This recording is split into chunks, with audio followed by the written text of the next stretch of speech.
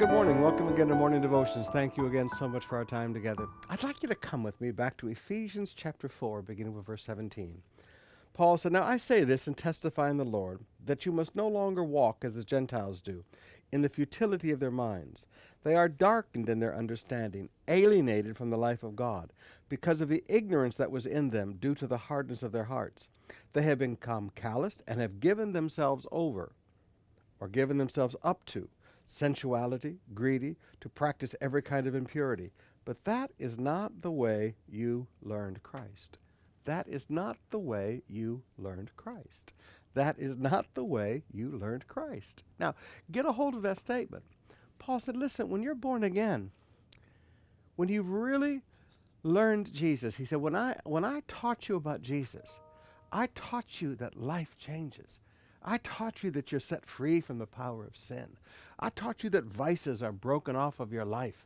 I taught you that we've been set free and we've been washed and now we live a holy life. We've been set apart to God for a holy purpose. He said, that's how you learned Christ with me. He said, you didn't learn Christ in sensuality, greedy, practicing every kind of impurity. He said, you didn't learn Christ that way.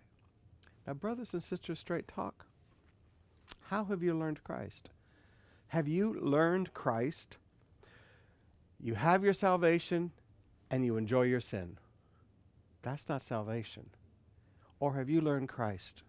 You have been set free from the power of sin to follow Jesus.